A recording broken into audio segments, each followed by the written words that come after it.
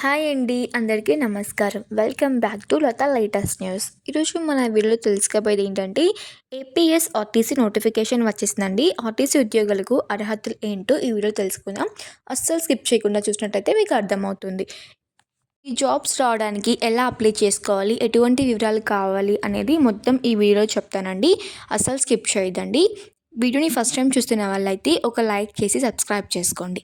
ఇక వివరాల్లోకి వెళ్ళినట్లయితే ఈ జాబ్ని అప్లై చేయడం కోసం ఎటువంటి రాత పరీక్షలు లేకుండా ఆంధ్రప్రదేశ్ రాష్ట్రం రోడ్ రవాణా సంస్థ అంటే ఏపీఎస్ఆర్టీసీ నందు అప్రెస్టిమేట్ నోటిఫికేషన్ కోసం మొత్తం 277 పోస్టుల కోసం నోటిఫికేషన్ విడుదల కావడం జరిగిందండి.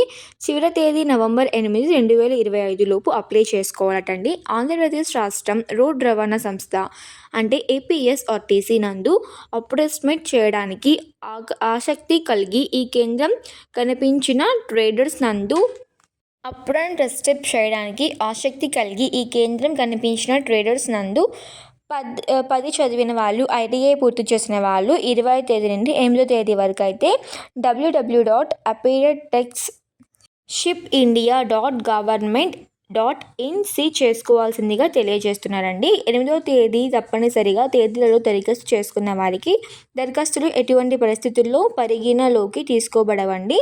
అభ్యర్థులు కింద తెలిపిన సూచనలు అంటే ఇప్పుడు నేను చెప్పబోయే సూచనలు అనేవి మీరు తప్పనిసరిగా పాటించవలసి ఉంటుందండి. 8వ తేదీ తర్వాత చేసుకున్నట్లయితే మీకు అప్లికేషన్ మీకు రాదండి. మీరు అప్లై చేసిన సర్టిఫికేట్ని లెక్కలోకి తీసుకురన్నమాట.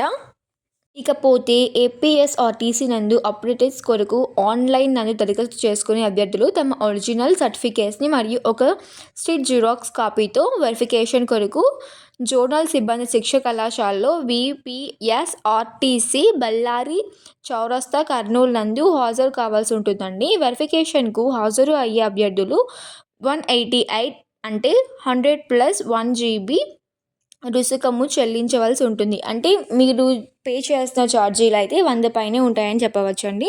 సర్టిఫికేట్ వెరిఫికేషన్కు హాజరైనప్పుడు అభ్యర్థులు కింద తెలిపిన విధంగా అంటే కావాల్సిన ధృవీకరణ పత్రములండి. అంటే ఇప్పుడు నేను చెప్పబోయేటివి ఎస్ఎస్సి మార్కు జాబితా తప్పనిసరిగా ఉండాలండి. ఐటీ మార్కులు, ఎన్టీసీ లేదా ఎన్సీవీటీ సర్టిఫికేట్ ఖచ్చితంగా మీరు తీసుకెళ్ళాలండి. అది మాత్రమే అప్లై చేయడానికి కుదురుతుందంటండి. నెక్స్ట్ కుల ధృవీకరణ పత్రం అంటే మీరు ఎస్సీనా, ఎస్టీనా, బీసీ ఆర్ ఓసీ మీ కులంకి చెందిన సర్టిఫికేట్ తప్పనిసరిగా ఉండాలి. ఎందుకంటే ఇది ఎస్సీ జాబ్కి సంబంధించింది కాబట్టి అండి. నెక్స్ట్ వచ్చేసి వికలాంగులైనచో ధృవీకరణ పత్రం అండి. మీరు వికలాంగులు అయితే దానికి సంబంధించిన పత్రం అనేది తీసుకెళ్లాల్సి ఉంటుంది.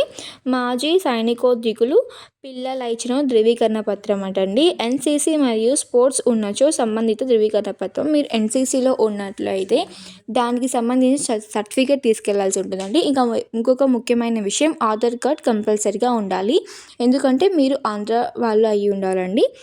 కౌలీలు సంఖ్య ఇప్పుడు తెలుసుకుందాం. కర్నూలుకి సంబంధించి 46 బస్సులు అయితే ఉన్నాయండి. నంద్యాలకి 43, అనంతపురంకు 50, ఇంకా శ్రీ సత్యసాయికి అయితే 34, కడపకి 60, అన్నమయ్య జిల్లాకు 44. తదుపరి వివరాలు జిల్లాల వారీగా 277 ఖాళీలు అవుతున్నట్లయితే తెలుపుతున్నారండి. అంటే మొత్తం ఉద్యోగాలు అయితే 277కి పైగా ఉన్నట్లయితే తెలుపుతున్నారండి.